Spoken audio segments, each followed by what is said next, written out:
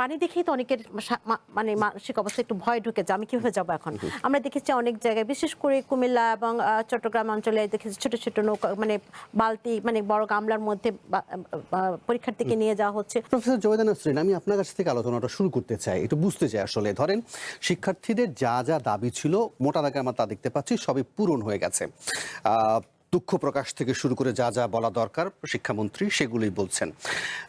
তারপরও কেন শিক্ষার্থীরা অনড় অবস্থায় আছেন সেটা নিয়ে আপনার মন্তব্যটা জানতে চাইব। কেন তারা এরকম করছেন? একই সঙ্গে 24-এর 5ই আগস্টের পর থেকে কি এটা কি লক্ষ্য করা যাচ্ছে যে শিক্ষার্থীরা কিছু হলেই একেবারে দলে বলে রাস্তায় নেমে আসছেন? ফলে কি তাদের মধ্যে একটা অসহিষ্ণুতা বা তাদের মনস্তত্ত্বে কি কোনো পরিবর্তন ঘটেছে আসলে কিনা? ধন্যবাদ। আসলে একটু আগে আমরা একটু অনানুষ্ঠানিকভাবে আলাপ করছিলাম যে কয়েকটি ভাগে আমি বিষয়টিকে দেখতে চাই। একটি হলো যে এরকম একটি সিচুয়েশনে পরীক্ষা, যেটি আমরা সকল মহলে আলোচিত হয়েছে, যে শুধু পরীক্ষার্থী তো, আমাদের এখানে নানা রকমের পাটাতন আছে মানুষের, অর্থনৈতিক, সামাজিক, রাজনৈতিক, লিঙ্গীয়। তো এরকম একটা পরিস্থিতিতে এক একজনের অভিজ্ঞতা। পরীক্ষা তো শুধু বইয়ের বিষয় না, মানসিক, শারীরিক, অর্থনীতি অনেক কিছু এটির সঙ্গে জড়িত। দেখুন, তো সেখানে কারো যে পানি দেখেই তো অনেকের মানে মানসিক অবস্থা একটু ভয় ঢুকে যায়, আমি কিভাবে যাবো এখন। আমরা দেখেছি অনেক জায়গায়, বিশেষ করে কুমিল্লা এবং চট্টগ্রাম অঞ্চলে দেখেছি ছোট ছোট নৌকা, মানে বালতি, মানে বড় গামলার মধ্যে পরীক্ষার্থীকে নিয়ে যাওয়া হচ্ছে। তো এগুলো কিন্তু একটা প্রেশার তৈরি করে, পরীক্ষার ফলাফল এটির উপর নির্ভর করছে।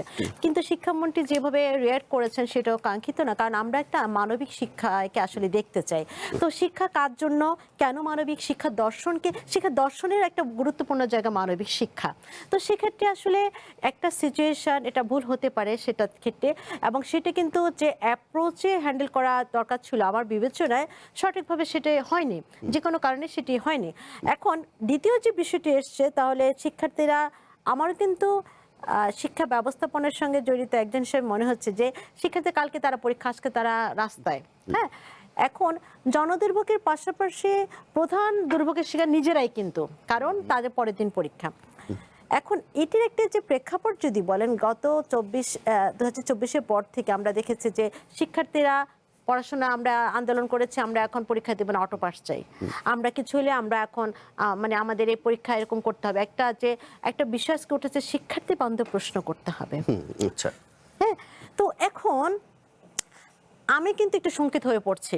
শিক্ষার্থী বান্ধব প্রশ্নটা আসলে কি? হ্যাঁ, এবং তার মানে কি আমাদেরকে শিক্ষার্থীদের পাশ করেই দিতে হবে? তার মানে কি আমরা শিক্ষার্থীরা আগেই প্রশ্ন চাইবে? তার মানে কি শিক্ষার্থীরা বলে দিবে যে আমাদেরকে এই প্রশ্ন করতে হবে, আমরা সেটির উত্তর দেব? না হলে কি শিক্ষার্থীরা অনেকটা, যেমন অনেকে বলছে যে শিক্ষার্থীরা তো আসলে মনে করছে যে না, আমাদের কোনো পড়াশোনার দরকার নেই, আমরা সার্টিফিকেট এবং পড়াশোনা দুটো কিন্তু ভিন্ন বিষয়। আমার কাছে মনে হচ্ছে এই যে একটা দর্শনের মধ্যে কোথাও কোথাও একটা বোঝাপড়া, একটা বিশাল শূন্যতা, বিশাল ফারাক কিন্তু দেখা যাচ্ছে। শিক্ষা দর্শন বলতে আমরা যখন একটা সার্টিফিকেটকে বুঝি, তখন কিন্তু শিক্ষার্থীরা ওই সার্টিফিকেট আমি কিভাবে পাবো, সার্টিফিকেট আমাকে দেওয়া হচ্ছে না কেন, এবং এই যে শিক্ষার্থী বান্ধব প্রশ্ন, কিংবা আপনার এই যে আমরা পরীক্ষা দিব না, এই যে একটা শিক্ষার্থীরা রাস্তার কিন্তু একটা বড় রকমের, যেটি হয়তো মুখে বলছে না, কিন্তু তারা হয়তো চাচ্ছে যে তাদেরকে এই যে এর আগের বছর আমরা দেখেছি অটো পাসের একটা বিষয় এসেছে, যে আমরা যা চাই তাই করতে হবে। এবং এইটা কিন্তু আমার কাছে মনে হচ্ছে যে মানে সামগ্রিক অর্থে শিক্ষার একটা কোথাও একটা দৈন্যতা চোখে, মানে খুব ভয়ঙ্করভাবে, ভীষণভাবে কিন্তু আমাদেরকে, মানে এটা ব্যথার বিষয় না, এটা দুশ্চিন্তার বিষয়।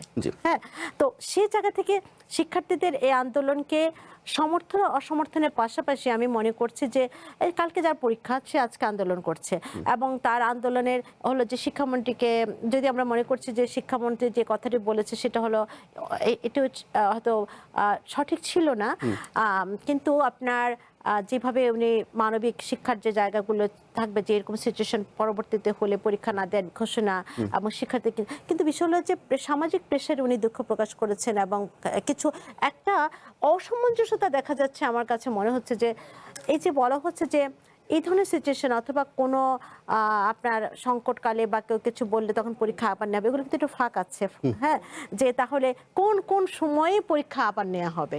এখন আমি বললাম যে আমার পারিবারিক সমস্যা হয়েছে, আমি যেতে পারি, তাহলে কি সেটা আমলে নেবে?